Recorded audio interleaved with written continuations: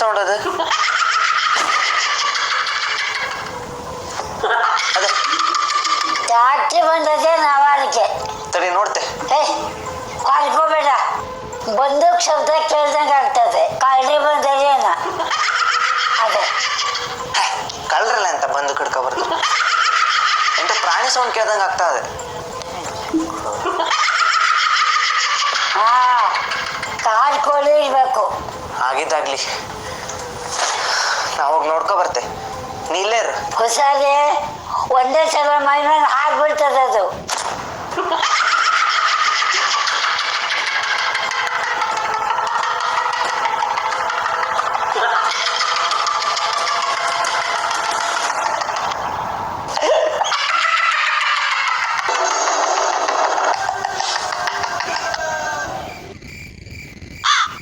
ಎಂತಾಯ್ತು?